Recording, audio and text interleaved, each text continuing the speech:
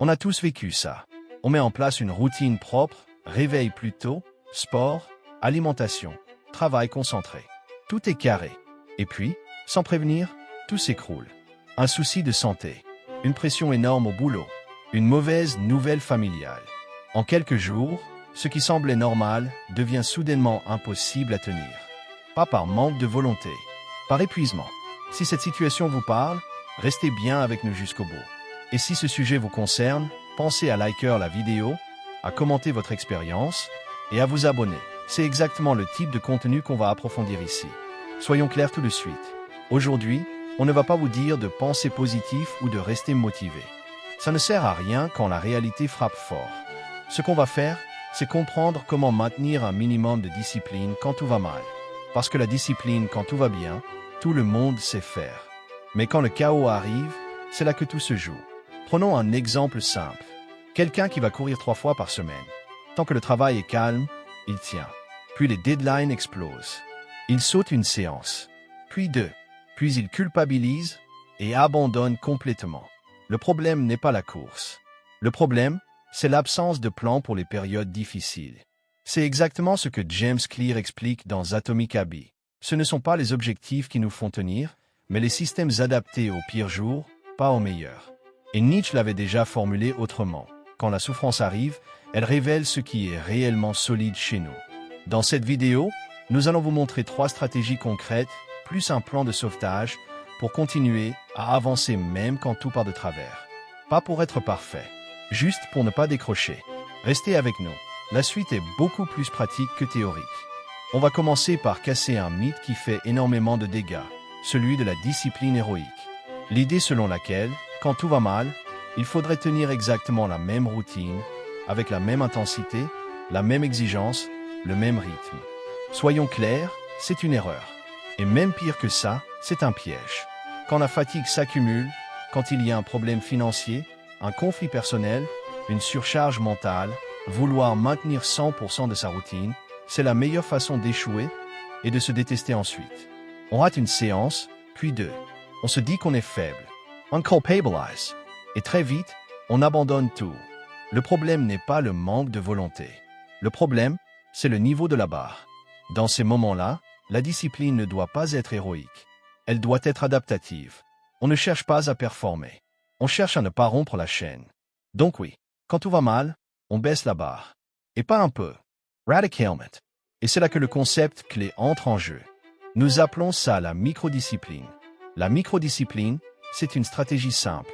Quand les conditions ne sont plus idéales, on réduit une habitude à son strict minimum vital. Pas ce qui est efficace, pas ce qui est optimal, juste ce qui est suffisant pour préserver l'habitude. Prenons un exemple très concret. Vous faites normalement 1 heure de sport, 5 fois par semaine. Quand tout va bien, parfait. On ne touche à rien. Mais en période de crise, votre nouvel objectif devient 10 pompes et 1 minute de gainage. 1 fois par jour. Point. Pas d'échauffement parfait. Pas de programme compliqué. Pas de négociation mentale. Autre exemple. Vous écrivez habituellement 1000 mots par jour. En mode crise, l'objectif n'est plus 1000 mots. C'est ouvrir le document et écrire une seule phrase. Une phrase, même mauvaise, même inutile, mais une phrase quand même. Pourquoi est-ce que ça fonctionne? James Clear, dans Atomic Habits, insiste sur un point fondamental. Ce qui compte, ce n'est pas la performance ponctuelle, c'est l'identité. Chaque action, même minuscule, est un vote pour la personne que nous voulons être. Faire 10 pompes, ce n'est pas faire du sport sérieusement. Mais c'est continuer à être quelqu'un qui ne lâche pas complètement.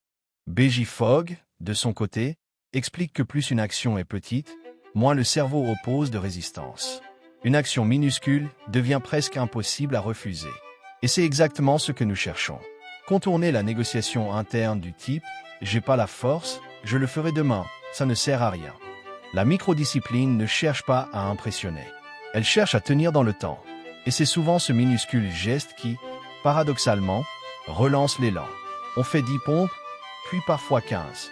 On écrit une phrase, puis parfois un paragraphe. Mais même si ça n'arrive pas, l'essentiel est déjà fait. L'habitude est toujours vivante. Maintenant, on va vous faire participer. Prenez une seconde et posez-vous cette question, vraiment. Quelle habitude importante dans votre vie pourrait être réduite à son strict minimum, juste pour ne pas disparaître quand ça devient compliqué? Le sport, l'écriture, la lecture, la formation, un projet personnel que vous laissez mourir à chaque coup dur? Dites-le en commentaire. Même quelque chose de très simple.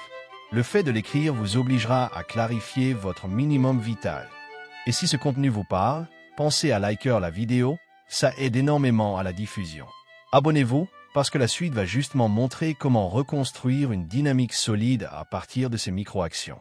Et surtout, commentez. On lit vraiment vos réponses, et elles nourrissent les prochaines vidéos. Dans la prochaine partie, on va voir pourquoi ce n'est pas la motivation qui maintient une habitude, mais l'environnement que nous construisons autour d'elle. Et là, ça va peut-être bousculer pas mal de certitudes. On va être clair tout de suite. Se forcer à aller bien, à penser positif, à sourire quand tout va mal, c'est un combat perdu d'avance. Et surtout, c'est un combat qui coûte cher. Très cher. Chaque fois que nous luttons contre une émotion, la peur, la tristesse, la frustration, nous dépensons de l'énergie mentale. Or, si vous regardez votre état actuel, cette énergie est déjà limitée. Vous n'êtes pas en manque de volonté. Vous êtes en surcharge. Viktor Frankl expliquait quelque chose de fondamental. Ce à quoi on résiste tend à s'intensifier. Plus nous refusons ce que nous ressentons, plus cela prend de place. Et c'est exactement ce qui se passe quand on se dit « Je n'ai pas le droit d'être comme ça. Je devrais être plus fort. Ce n'est pas si grave. » Résultat, la journée commence déjà avec une dette mentale. Avant même la première action utile, nous sommes fatigués. C'est pour ça que tant de gens abandonnent vite. Pas parce qu'ils sont faibles, mais parce qu'ils passent leur journée à se battre contre leur propre tête. Index revers pointant vers la droite blanc, si ça vous parle, mettez un like maintenant. Pas plus tard. Maintenant. Et dites-nous en commentaire si vous avez déjà essayé de forcer votre motivation. On lit vraiment vos retours. Plutôt que de lutter contre les émotions, nous allons faire exactement l'inverse. Leur donner un cadre. Étape 1. Nous allouons un temps précis et limité. 15 minutes. Pas une de plus. Le matin ou à un moment fixe de la journée.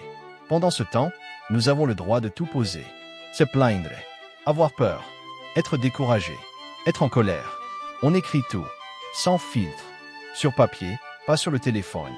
J'en ai marre de ce boulot. J'ai peur de rater. Je me sens en retard sur tout le monde. Marc Manson le dit très bien. Les émotions ignorées ne disparaissent pas, elles s'expriment autrement. Souvent par la procrastination, l'autosabotage ou l'épuisement. Étape 2. On ferme le rituel. Literalment. On ferme le cahier. On dit à voix haute, même si ça paraît bête. C'est noté. J'ai entendu. Maintenant, place à ma micro-action. Et là, on enchaîne immédiatement avec une action minuscule mais claire. Ouvrir le document. Mettre les chaussures. Envoyer un message. Ranger un seul objet. L'idée est simple mais puissante. Nous ne refoulons pas. Nous canalisons. Les émotions ont eu leur espace. Elles n'ont plus besoin de crier. Et la discipline devient un refuge. Pas une punition. Pas une violence contre soi. Si cette approche vous paraît nouvelle, abonnez-vous maintenant. La suite va aller encore plus loin dans le concret. Imaginez une réunion avec un collègue constamment négatif. S'il est ignoré, il coupe la parole. Il parle plus fort. Il sabote l'ambiance. Mais si vous lui dites calmement « J'ai noté ton point », on y revient à la fin. Il s'arrête. Pas parce qu'il est content, mais parce qu'il est reconnu. Votre mental fonctionne exactement pareil. Si vous ignorez vos émotions, elles perturbent tout. Si vous leur donnez un cadre, elles se calment. Nous ne cherchons pas à aller bien. Nous cherchons à avancer malgré ce qui ne va pas. Et c'est ça, la vraie stabilité émotionnelle. Dites-nous en commentaire quelle émotion vous épuise le plus en ce moment. Et partagez cette vidéo à quelqu'un qui se bat trop contre lui-même. On continue juste après. À ce stade de la vidéo, on a compris une chose essentielle. Le problème n'est pas notre motivation, c'est l'absence de système quand ça va mal. Et c'est exactement pour ça qu'on a besoin d'un outil simple, clair, prêt à l'avance. Si ce que nous disons te parle, pense à liker la vidéo, à laisser un commentaire et à t'abonner. La suite est probablement la partie la plus utile de tout ce contenu. On va maintenant tout rassembler dans un outil que nous devons préparer quand tout va bien, pas quand tout s'effondre. Nous appelons ça le plan de sauvetage discipline. Pourquoi? Parce que le jour où tu es fatigué, stressé, démotivé, débordé, tu n'as plus la bande passante mentale pour décider intelligemment. penser devient déjà trop coûteux.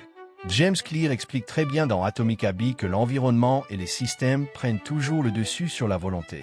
Quand la volonté est basse, ce sont les règles simples qui nous sauvent. Le plan de sauvetage, c'est exactement ça. Une feuille ou une note sur ton téléphone qui décide à ta place quand ton cerveau est en panne. Ce plan repose sur 3 éléments seulement, pas plus. S'il est complexe, tu ne l'utiliseras pas. Premier composant, nos piliers non négociables. Nous définissons 2 ou 3 piliers maximum, pas 10, pas toute notre vie. Juste ce qui, s'il s'écroule, entraîne tout le reste. Exemples concrets. Santé physique, engagement professionnel vital, santé mentale ou émotionnelle. Attention, ce ne sont pas des objectifs idéaux. Ce sont des fondations minimales. Par exemple, pas être en forme, mais ne pas rester totalement inactif. Pas être ultra productif, mais ne pas disparaître complètement. Deuxième composant, la version mode crise de chaque pilier. Et c'est ici que la majorité des gens se trompent. Pour chaque pilier, nous définissons une micro-action ridicule de simplicité, faisable même les pires jours. Exemples palpables. Santé physique, marcher 5 minutes dehors, pas plus. Travail, ouvrir le document et écrire une phrase. Santé mentale, respirer lentement pendant 2 minutes ou écrire une seule ligne. Cal Newport insiste souvent sur ce point dans ses travaux. Quand l'énergie est basse, la seule stratégie viable est la réduction drastique de l'effort, pas la discipline héroïque. Le but ici n'est pas de progresser. Le but est de ne pas rompre la chaîne. Troisième composant, la liste de réconforts actifs. C'est un point crucial.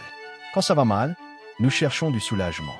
Le problème, c'est que nous choisissons souvent des réconforts passifs. Scrolling, vidéos sans fin, distractions qui anesthésient mais aggravent le vide. Nous préparons donc une liste courte de réconforts actifs à utiliser après la micro-action. Exemple très concret. Écouter un podcast en marchant 5 minutes. Appeler une personne précise, pas quelqu'un. Prendre une douche chaude en silence. Mettre une musique et respirer sans téléphone. Ce ne sont pas des récompenses. Ce sont des soupapes contrôlées. Si tu es encore avec nous, mets un like maintenant. Ça nous aide énormément et ça montre que ce type de contenu t'est utile. L'utilisation est volontairement brutale de simplicité. Quand la tempête arrive, fatigue, surcharge mental, perte totale d'envie, nous ne débattons pas avec nous-mêmes. Nous sortons la feuille ou la note sur le téléphone. Nous suivons le plan point par point, sans négociation. Nous faisons la micro-action d'un pilier. Puis, si nécessaire, un réconfort actif. Et c'est tout. Pas besoin d'aller bien. Pas besoin d'être motivé. Nous avons un système. Et c'est précisément ça, la vraie discipline. Ne pas dépendre de notre état interne pour agir. Dis-nous en commentaire quel pilier serait le plus fragile chez toi aujourd'hui. Et abonne-toi, parce que dans la prochaine partie, nous verrons comment transformer ce plan minimal en stabilité durable. On va finir simplement, parce que tout ce qu'on a dit jusqu'ici n'a qu'un seul objectif. Vous évitez de retomber à zéro quand tout déraille. Quand tout va bien, n'importe qui peut être discipliné. Le vrai sujet, c'est ce que nous faisons quand l'énergie est basse, quand la motivation est absente, quand la journée a mal commencé. Donc on récapitule très clairement. Premier élément, la microdiscipline. Quand tout va mal, nous ne cherchons pas à nous reprendre en main. Nous cherchons à ne pas casser la chaîne. Objectif minimal. Ridiculement simple. Exemple concret. Vous aviez prévu 45 minutes de sport. Journée foutue. Faites 5 pompes. Vous deviez écrire une page. Écrivez une seule phrase. Vous vouliez manger propre. Éliminez un seul excès. Pas tout. James Clear explique dans Atomic Habits que l'identité se construit par la répétition, pas par l'intensité. Ce qui compte, ce n'est pas la performance du jour, c'est le signal que nous envoyons à notre cerveau. Nous sommes toujours ce genre de personnes. Même à 20%, même mal fait. C'est ça, la microdiscipline. Deuxièmement, le rituel contrôlé. Quand l'émotion monte, nous ne débattons pas avec elle. Nous passons en automatique. Un rituel court, toujours le même, sans réflexion. Exemple palpable. Téléphone posé à l'envers. 3 respirations lentes. Une phrase écrite noir sur blanc. Aujourd'hui est chaotique, donc je fais le minimum vital. Ce rituel n'a rien de magique. Il sert juste à reprendre le contrôle quand le cerveau est saturé. Nassim Taleb insiste souvent sur ce point. Quand un système est fragile, il s'effondre sous le stress. Un système robuste, lui, réduit la complexité quand la pression augmente. Le rituel fait exactement ça, il coupe le bruit. Troisièmement, le plan de sauvetage. Et c'est peut-être le point le plus important. Nous n'improvisons pas quand ça va mal. Nous avons déjà décidé à l'avance.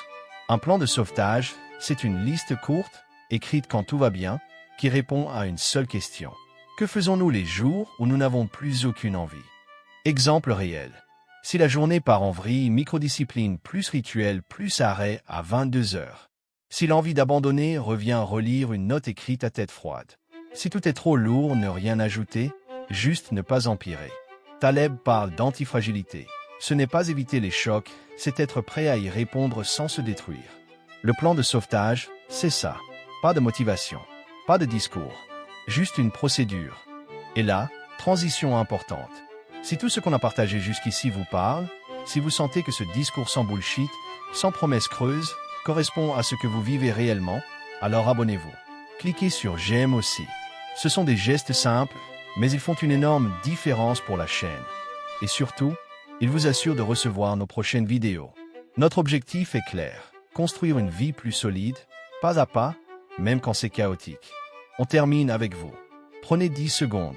Posez-vous une seule question. Quelle est la toute première micro-action que vous allez définir pour votre plan de sauvetage? Pas celle qui impressionne, celle que vous ferez même les mauvais jours. Écrivez-la en commentaire. Lire vos réponses nous inspire et surtout, ça aide toute la communauté à rester dans le concret. Merci d'avoir regardé jusqu'au bout. Force et pragmatisme. À très vite.